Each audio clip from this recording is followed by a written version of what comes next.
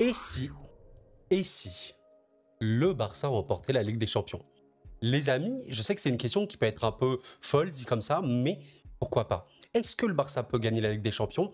Oui, parce que c'est le football. Est-ce que dans les faits, il y a des arguments? On va essayer de voir ça dans cette vidéo. J'espère vraiment que vous allez bien. On se retrouve du coup pour évoquer le Barça qui s'est qualifié en quart de finale de la Ligue des Champions. Enfin, enfin, on sait que le Barça c'est un des plus grands clubs de l'histoire du football, mais on sait également qu'il s'était arrêté sur des échecs très cuisants les dernières éditions de la Ligue des Champions. Et enfin, avec une victoire 3-1 à la maison contre Naples, ils réussissent à se qualifier avec un match extrêmement chaud, beaucoup d'actions des deux côtés, 24 tirs les amis pour Barça, énormissime et 10 buts. Et oui, dans cette vidéo les amis, au-delà de parler du match simplement Barça-Naples, j'ai envie de pousser l'analyse plus loin et se dire, bon ben, est-ce que le Barça a des arguments? Je vais essayer de vous présenter ça sous plusieurs aspects et voilà, donc installez-vous vraiment bien et on est parti directement. Déjà pour moi, ce qui est intéressant à analyser avec le Barça, c'est de voir un petit peu leur position dans le classement de la Liga. On voit qu'ils sont 3e et mine de rien, ok, on sait que les points en Liga, ça peut être très dur à rattraper, donc quand ils ont 8 points de moins par rapport au Real Madrid, tu considères que la Liga est à peu près terminée. Mais on sait jamais. Bon, tu as quand même voilà, 8 points de retard. Tu es la 3e meilleure attaque de la Liga. Par contre, tu as pris 34 buts. C'est vraiment très mauvais. Donc c'est vrai qu'on se dit ça. On se dit, bon bah Coro, en vrai, il faut pas fumer. Le Barça, c'est un peu trop fragile, etc. Et on l'a bien vu dans ce match-là contre Naples. Il n'y a pas moyen qu'il gagne la Ligue des Champions. Et honnêtement, attendez, parce que j'ai envie d'exprimer des arguments très simples. On va commencer par aller sur Football Ref. Je pense que vous connaissez ce site. Je vous invite vraiment à aller le voir régulièrement. C'est un top site pour l'analyse un peu plus poussée des statistiques. Et je vous ai montré le classement Liga avec les expected goals qui sont les buts attendus. En gros, on va dire, plus les expected goals sont élevés, plus tu te génères d'occasions et en gros, tu aurais dû marquer. Et ben, regardez le classement Liga avec les expected goals, et bien le Barça est largement premier. On a l'Athletic Club de Bilbao qui a 42,8 XG, on a Girona à 47,8, donc c'est bien mieux, l'Atlético à 49,2, donc c'est encore mieux, et le Real à 52,2. Mais au-dessus de ça, tu as le Barça qui est largement premier avec 61. Conclusion, grosso modo, ça veut dire quoi? Pour arrondir un peu le truc, le Barça et l'équipe d'Espagne se générant le plus d'occasions, ou en tout cas aurait dû marquer ce nombre de buts attendus. Donc ça prouve un petit peu la qualité offensive de cette équipe. Et quand on regarde le XGA, donc c'est un peu l'inverse, les buts encaissés attendus, à quel point tu aurais dû te prendre des buts, eh bien on voit que le Barça est dans le top 3. 29 et c'est pas tant derrière l'Athletic Club et le Real Madrid qui a 26-2, voilà. Et quand on regarde la différence des deux, eh bien le Barça est premier. Le Barça est premier avec une différence de plus 32, 6 points de plus devant le Real Madrid et encore plus de points derrière les autres. Qu'est-ce que ça signifie concrètement? Évidemment que le football ça marche pas comme ça. Si tu as des occasions, il faut les mettre et si tu concèdes peu, bah, le mieux c'est de ne pas en prendre. Mais justement c'est un peu le problème du Barça cette saison, la sous-performance. Je pense que le Barça est pas loin d'être l'équipe qui sous-performe le plus en Europe. Très sincèrement. Et quand je dis sous-performe, c'est que ce soit offensivement comme défensivement. Je vous ai trouvé quelque chose de très cool.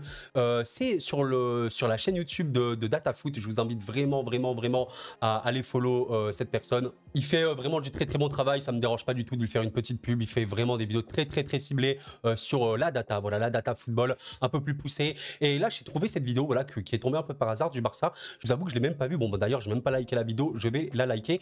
Et en gros, il parlait un petit peu à quel point le Barça était une équipe qui sous-performait. Regardez un petit peu les occasions de but subies hors penalty. Le Barça de cette saison, c'est une équipe qui subit énormément d'occasions. Ça aussi, c'est de leurs très gros points faibles. Et ça se joue notamment en contre. On voit que la saison précédente, c'était beaucoup moins le cas. Donc, regardez en contre-attaque, la saison 2023-2024, on est vraiment dans le rouge.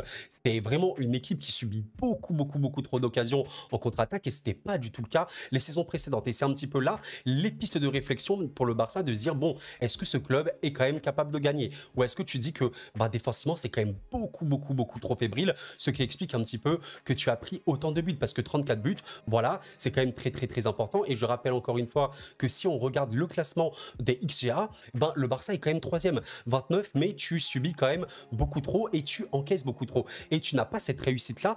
Et pourquoi tu n'as pas cette réussite-là, les amis? Eh bien, je vais vous montrer un petit peu la stat qui fait très mal au cœur pour le Barça. C'est cette stat-ci, le gardien de but. Voilà, cette stat est absolument irréelle, les amis.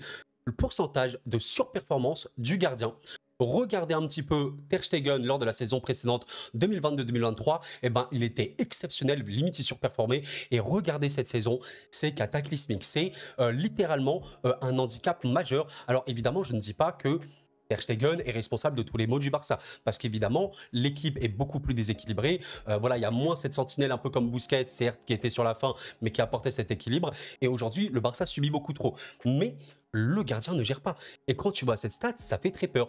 Ter Stegen est aujourd'hui un gardien qui ne fait pas cette différence qu'il pouvait faire avant. Ou du moins, on peut dire que Ter Stegen, cette saison, ne surperforme pas. Et on sait que la surperformance, c'est ce qui fait aussi gagner des compétitions. On rappelle que, bien sûr, que tu peux jouer à un niveau moyen constant, qui peut être très, très, très bon. Et c'est comme ça que tu vas gagner des matchs. Mais faut pas oublier que les grandes équipes, elles peuvent aussi extrêmement élever leur niveau et être, ouais, on peut appeler ça un peu de la surperformance et ça joue énormément. On voit que la saison précédente, notamment, bon voilà, tu avais Ter Stegen à un niveau de surperformance très très très très important. Ça a permis notamment au Barça de terminer très très loin la meilleure défense d'Espagne.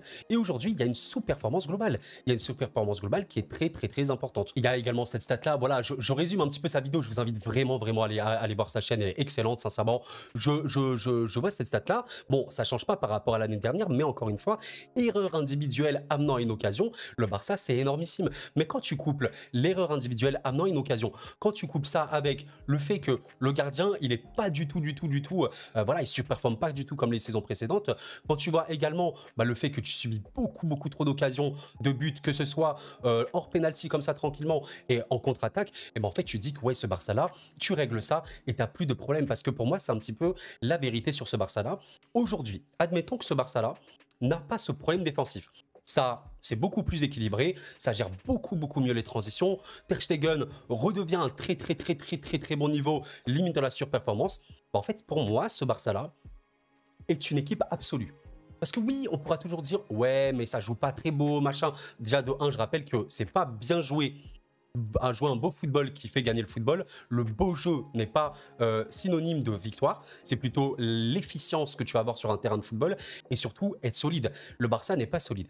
C'est ça la différence. Mais il compense par une capacité à générer des occasions qui est absolument hallucinante. Voilà, vraiment, j'insiste là-dessus. Tu as également, un peu comme les saisons précédentes, mais c'est encore plus le cas aujourd'hui, un pourcentage de réussite du contre-pressing extrêmement élevé. Alors, il me semble qu'avec le PSG et peut-être Arsenal ou Manchester City, le Barça est la meilleure équipe d'Europe sur ce point-là. Voilà, un contre-pressing phénoménal. Ça indique quand même une qualité évidente. Mais voilà, malheureusement, c'est une équipe qui se génère beaucoup trop d'occasions. Vous voyez que quand même que sur les dernières saisons, c'est littéralement l'équipe, le Barça qui se génère le plus d'occasions, mais la conversion par les buts, elle est beaucoup trop faible. Vous voyez que c'est le pire ratio. Le Barça se génère énormément d'occasions, mais ne marque pas. Et évidemment, comme le dit Monsieur DataFoot sur sa vidéo, il y a aussi le facteur Messi. Et on rappelle que le facteur Messi, voilà, comme il le montre ici, la différence d'occasion, pas Messi, avec Messi, elle est vraiment énorme. Messi, c'était les détails au Barça, comme à l'époque où il y avait Neymar, quand il y avait Suarez, etc.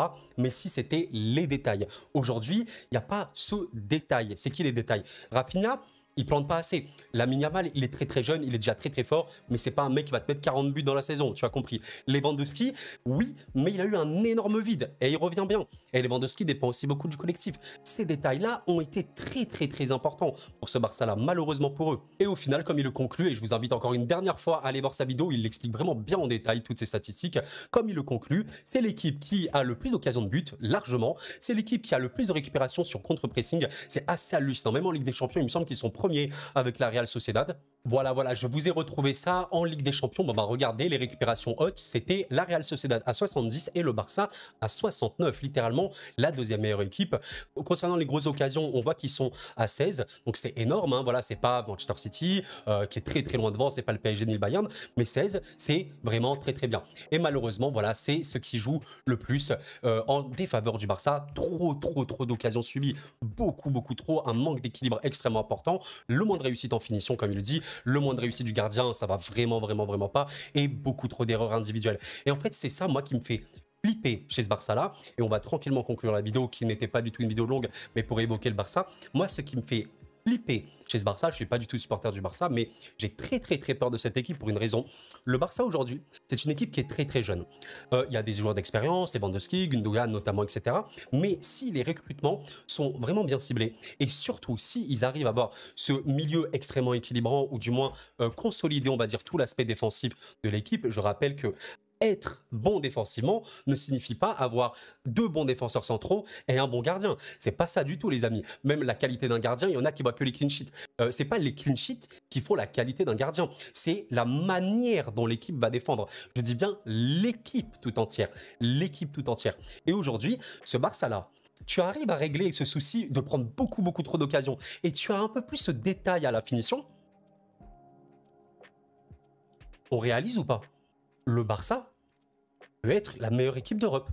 J'insiste là-dessus. Parce que déjà là, avec les problèmes majeurs qu'ils ont, en transition en contre, beaucoup trop d'erreurs individuelles, etc., et un déchet à la finition beaucoup trop important, déjà là, ça joue le titre en Liga quand même, c'est dans les 8 dernières équipes de Ligue des Champions. Rien que ça, rendez-vous compte. Donc c'est une équipe qui, pour moi, le Barça aujourd'hui, a une des marges de progression les plus importantes. Les plus importantes. Je vous laisse imaginer la saison prochaine, dans 2-3 ans, etc. Lamine Yamal, par exemple, qui va continuer à grandir, qui ne va pas se blesser, on l'espère. Excusez-moi pour la caméra qui fait que bugger. Ça peut être indécent, avec plein de top milieux, sincèrement. Quand je vois vraiment De Jong, encore une fois sur Twitter, Data Football, le plan statistique de De Jong est absolument délirant. Regardez ça, les amis. C'est hallucinant. Je suis très triste qu'il soit blessé. C'est un joueur que j'aime beaucoup. Évidemment, je supporte pas le Barça, mais qu'est-ce que j'aime ce joueur. Regardez un petit peu De Jong dans l'attaque, dans l'élimination, dans la création, dans la défense. Il est dans les joueurs forts. Et en construction, en percussion et en conservation, il est dans l'élite. Et la plupart des joueurs du Barça, c'est ça, c'est des joueurs monstrueux, à peu près tous les postes, mais il y avait aussi cette question psychologique. Forcément, quand tu as énormément d'occasions, mine de rien, tu marques beaucoup, mais tu pourrais en marquer tellement plus. Et d'un côté, tu subis beaucoup trop. Tu n'es pas du tout tranchant dans les détails offensifs comme défensifs. Ton gardien, il s'est un peu trop passé. Psychologiquement, ça atteint quand même. Ça atteint quand même, et Xavi veut partir aussi, je pense, pour ça. C'est aussi un peu épuisant mentalement, mais il y a cet espoir, cette lumière, un peu Lamine Yamal qui est arrivé, qui est en mode « Moi, je suis là et j'ai envie de porter ce Barça-là. » 16 ans, le petit gars. 16 ans, mais c'est déjà un leader pour moi. Et waouh, Lewandowski, là, revient bien. Les détails, attention. Attention les amis, ça peut aller très vite. En tout cas, c'était la fin de cette vidéo les amis. J'espère que vous l'avez apprécié. Comme d'habitude, le like et l'abonnement, ça m'aide énormément. Merci infiniment pour tout votre soutien. Vous le savez, c'est le meilleur moyen de me soutenir. Et voilà, je vous pose la question, est-ce que ce Barça-là peut faire un truc? Oui, il y a une concurrence énorme. Et si vous voulez que je conclue un petit peu, pour moi, ce Barça-là, bien sûr qu'il peut gagner la Ligue des Champions parce que tout le monde peut le faire. Quand tu es en quart, tout le monde peut le faire, voilà. Maintenant, factuellement, c'est vrai, voilà, si on est honnête, on regarde les autres équipes, sur une double confrontation, ok, on va dire, bon, Barça, Manchester City, est-ce que ça passe sur 2 matchs? Ce serait incroyable, hein, honnêtement, parce que City est extrêmement fort. Barça-Real, ok, c'est assez dingue. Alors, Arsenal, ça, c'est vraiment un truc de fou, parce que je pensais qu'Arsenal, à domicile, ça allait vraiment réussir à avoir ce déclic psychologique. On sait même pas s'ils vont se qualifier à l'heure où je parle. Ça me choque un peu. Voilà, mais il y a le Real, voilà, comme j'ai dit, le Bayern. On sait que le Bayern et le Barça, ils ont vraiment un passé assez chaud, comme le PSG. Ça va être chaud, et j'ai très hâte de voir. Honnêtement, je pense que c'est peut-être un peu trop tôt pour le Barça aujourd'hui, parce que ça subit beaucoup trop et c'est pas en cours de saison généralement que tu effaces ou au moins du moins tu règles tes problèmes. C'est pas en cours de saison, c'est quand même dur. On voit que Lewandowski va mieux, ok, certes, mais défensivement ça subit beaucoup trop. On a vu Naples aujourd'hui qui a été vraiment bien aussi, qui a eu ses occasions. Maintenant on verra. Je pense que dans 2-3 ans, si le Barça progresse bien et règle ces détails-là, ça peut être une équipe qui peut instaurer on va dire une dynastie, je sais pas, mais qui peut être extrêmement forte. Et le Barça a intérêt d'être fort parce que le Real va recruter Davis, va recruter Kylian Mbappé. Ça va être énormissime et on a besoin d'un Barça fort pour avoir une Liga attractive. Je le pense sincèrement. Voilà, vous me dites ce que vous en pensez en commentaire, les amis. En tout cas, merci encore une fois. C'était Koro, prenez soin de vous et la paix sur vous.